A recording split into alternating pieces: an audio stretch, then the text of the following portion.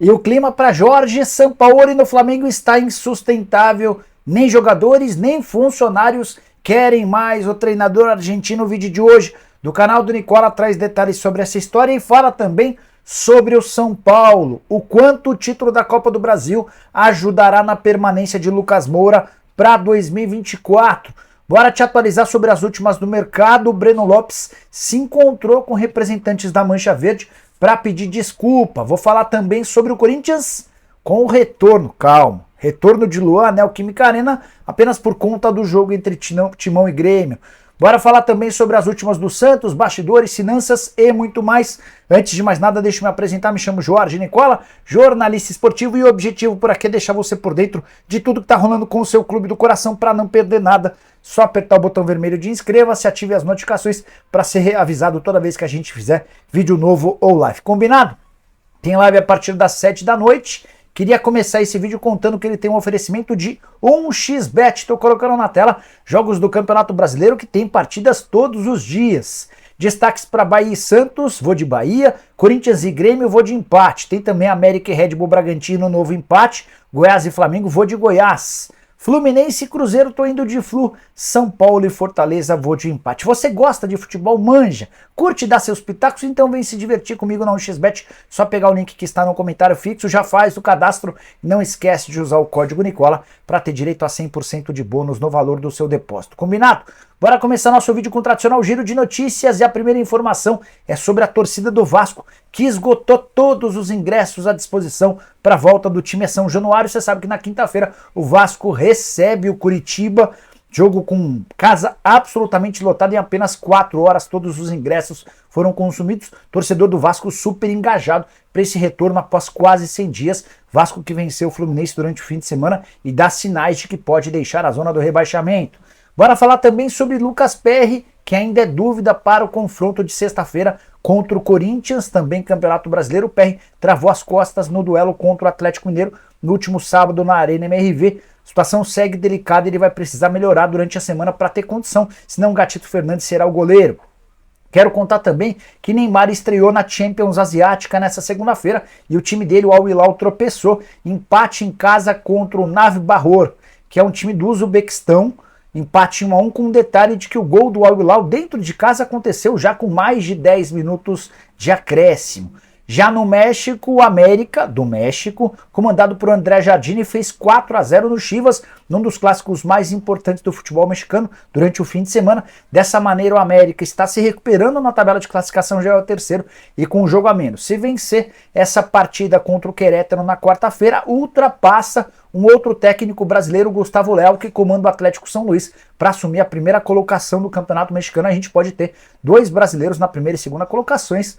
O primeiro colocado, o André Jardine, e o segundo, o Gustavo Leal.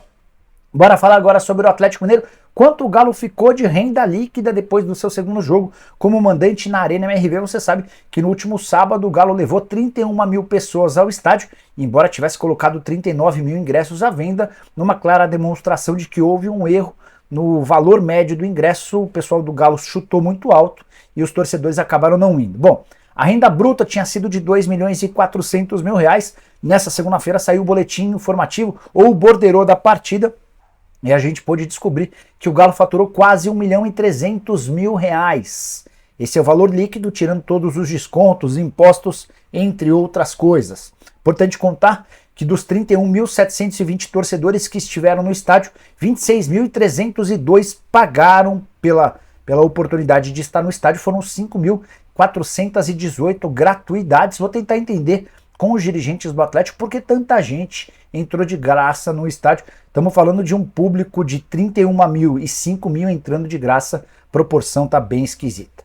Bora mudar de assunto e falar sobre o Santos. O técnico Diego Aguirre não concedeu entrevista, mas se posicionou através do seu Instagram depois de ter sido demitido pelo Peixe 1 mês apenas à frente do clube. 5 partidas com uma vitória e 4 derrotas. A demissão se deu nos últimos dias. O Santos espera anunciar nas próximas horas Fábio Carille. Esse é o nome dos sonhos. Resta saber se o Carille vai conseguir, vai topar trocar a calmaria no futebol japonês pela confusão que se tornou o Santos brigando contra o rebaixamento. O Aguirre, em seu pronunciamento via Instagram, disse o seguinte, abre aspas, agradeço ao grupo de atletas e à instituição pela oportunidade. Lamento não ter tido a chance de desenvolver o trabalho. Era possível fazermos mais, mas isso é algo que fica para o passado. Tentei apurar bastidores da demissão do Aguirre, queria contar para vocês que a saída tem tudo a ver com Alexandre Galo.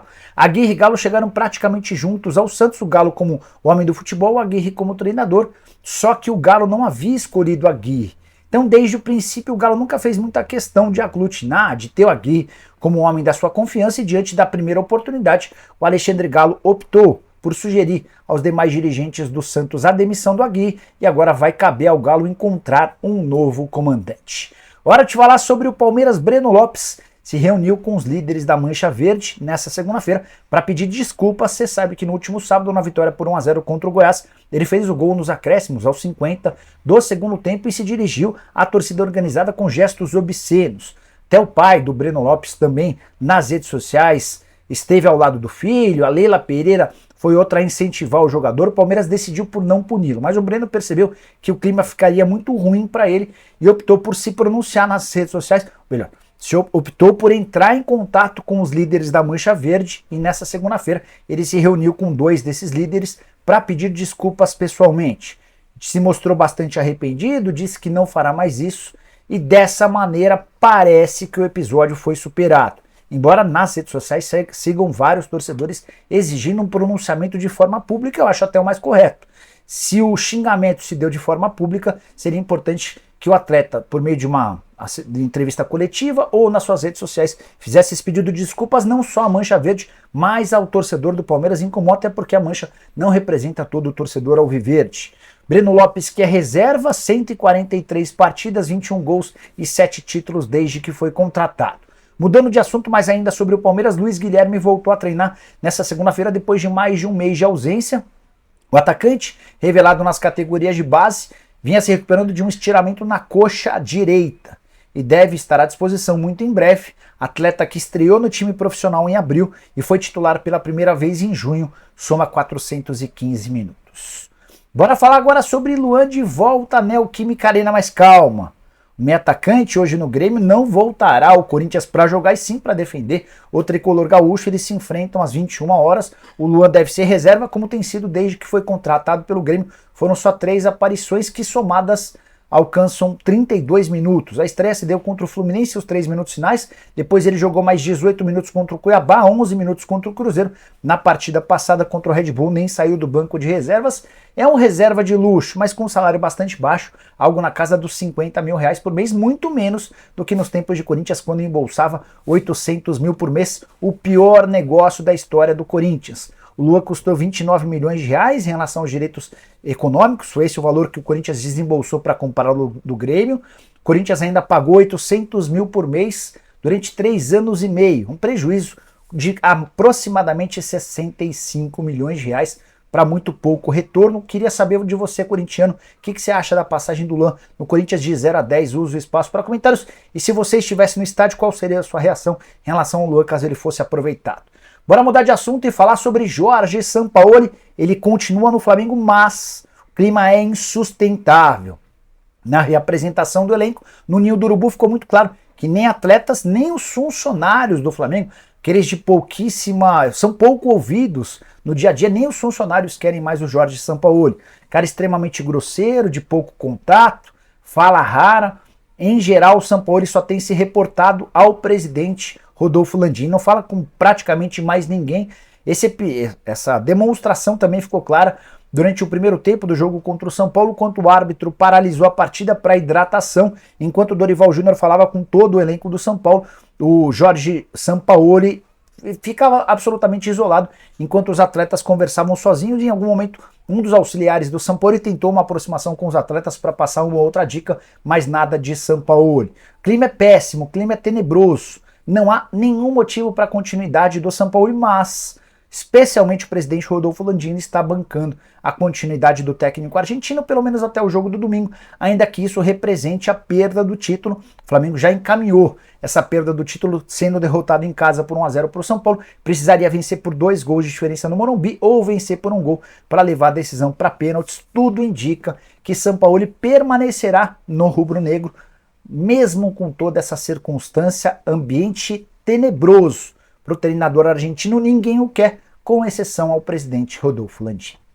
Bora falar agora sobre o São Paulo, informação super importante. O título da Copa do Brasil no próximo domingo pode acabar com o jejum do tricolor no torneio. O São Paulo nunca venceu essa competição, apesar de ser um dos maiores campeões do futebol nacional. O São Paulo vai garantir 70 milhões de reais de prêmio, prometido pela CBF ao vencedor em caso de título. São Paulo também assegura a vaga na Libertadores da América de 2024 com a conquista e, além de tudo isso, fica muito mais perto de manter Lucas Moura na próxima temporada. Ninguém vai dizer isso de forma aberta, mas está muito claro dentro do São Paulo que a conquista de um título como a Copa do Brasil e a classificação para a Libertadores são os trunfos que o São Paulo precisa para prorrogar o contrato do Lucas Moura. Jogador recém-contratado, vínculo somente até dezembro, ele não tem nenhum acordo com o Los Angeles Galaxy, as negociações com o time americano foram suspensas e o Lucas está muito focado apenas nessa temporada pelo tricolor, mas as pessoas mais próximas apostam que o Lucas ficará no São Paulo em caso de conquista de título da Copa do Brasil e a garantia da Libertadores no próximo ano. Ele está muito animado, está muito contente. A esposa do Lucas Moura chegou a postar um texto demonstrando todo o carinho que a família tem pelo São Paulo e a importância que esse título da Copa do Brasil representava especialmente para o jogador. Também vazou um vídeo do filho do Lucas Moura cantando uma das músicas da torcida organizada, super ambientado e focado com o São Paulo. O tricolor está convencido de que a conquista do título no próximo domingo é o passo decisivo para a manutenção de um jogador super importante. Ainda que o tricolor tenha de melhorar a condição do Lucas para a próxima temporada, isso está muito claro. O presidente Júlio Casares já acenou para o Lucas com um aumento salarial. Ele aceitou uma condição específica para esses meses finais do ano. Em caso de permanência, aí sim o São Paulo vai oferecer uma condição financeira bem melhor e também vai buscar ajuda de parceiros no mercado. E você? O quanto você entende que o Lucas Moura seria importante para a permanência em 2024? Usa o espaço para comentar, não esquece de deixar like, de se inscrever no canal e volte às 7 da noite. Tem programa do Nicola. Abraço, tchau!